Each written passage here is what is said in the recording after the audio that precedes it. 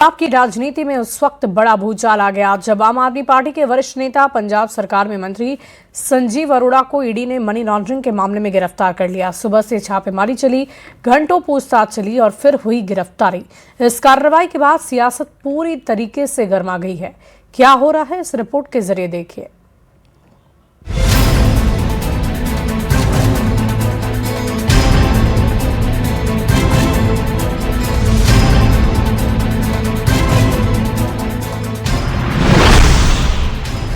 संजीव अरोड़ा को ईडी ने किया गिरफ्तार। गिरफ्तारी से गरमाई पंजाब की राजनीति। पंजाब के सीएम भगवंत मान का बीजेपी पर वार। न कुछ मिला है न मिलेगा, भगवंत मान। पंजाब सरकार के खिलाफ साजिश, केजरीवाल। सुबह सुबह पंजाब में ईडी की बड़ी कार्रवाई ने सियासी हलचल बढ़ा दी है। ईडी की टीम ने पंजाब सरकार के मंत्री और आप नेता संजीव अरोड़ा से जुड़े कई ठिकानों पर एक साथ छापेमारी शुरू की। दस्तावेज खंगाले गए, इलेक्ट्रॉनिक्स डिवाइस जब्त किए गए और घंटों तक पूछताछ चली। इसके बाद ईडी ने मनी लॉन्ड्रिंग केस में संजीव अरोड़ा को गिरफ्तार कर लिया।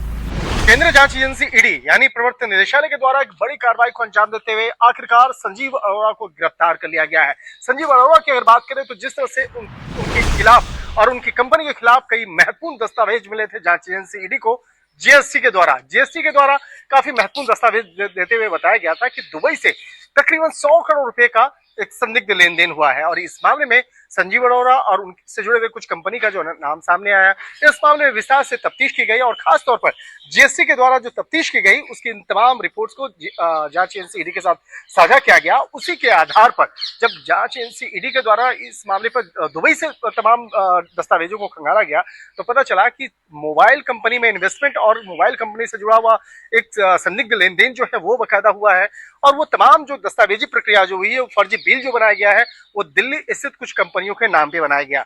लिहाजा दिल्ली के भी कुछ लोकेशन पे सर्च ऑपरेशन की कार्रवाई की गई और 9 मई की सुबह में जिस तरह से 5 लोकेशन पे जो सर्च ऑपरेशन की गई उसमें राजधानी दिल्ली के 2 लोकेशन, इसके साथ चंडीगढ़ और आसपास के इलाके में सर्च ऑपरेशन की गई और उसके बाद तमाम दस्तावेजी प्रक्रियाओं को देखते हुए तमाम दस्तावेज और इलेक्ट्रॉनिक एविडेंस के आधार पर आखिरकार संजीव अरोड़ा को गिरफ्तार कर लिया गया।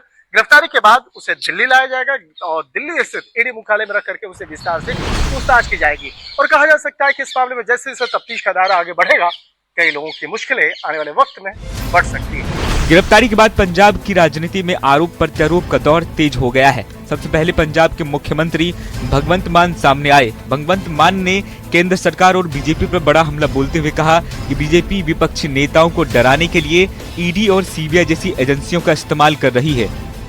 उधर आम आदमी पार्टी के राष्ट्रीय संयोजक अरविंद केजरीवाल भी इस मुद्दे पर खुलकर सामने आए। केजरीवाल ने इसे पंजाब सरकार के खिलाफ साजिश करार दिया। राजनीतिक गलियारों में इस गिरफ्तारी को लेकर चर्चाओं का दौर तेज हो गया है। विपक्ष का कहना है कि अगर जांच एजेंसियों के पास सबूत है तो कानून अपना काम करेगा, वहीं आप इसे लोकतंत्र और विपक्ष की आवाज दबाने की कोशिश बता रही है। पंजाब को रंगला बनाने का सपना दिखाकर आम आदमी पार्टी ने पंजाब के खजाने को कंगला बनाने का काम किया है और पंजाब के लोगों ने बड़ी उम्मीद के साथ मैंडेट दिया था आम आदमी पार्टी को सरकार चलाने का। मैंडेट सरकार को लूटने का या पंजाब को लूटने का नहीं था।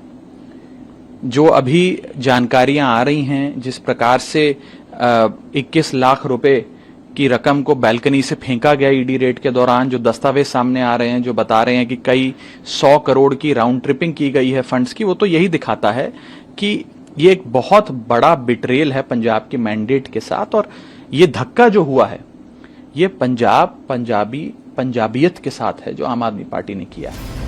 अब सबकी नजर इस बात पर टिकी है कि ईडी कोर्ट में क्या सबूत पेश करती है और संजीव अरोड़ा की गिरफ्तारी पंजाब की राजनीति में आगे क्या नया मोड़ लेकर आती है। Bureau report, news 18, Delhi NCR।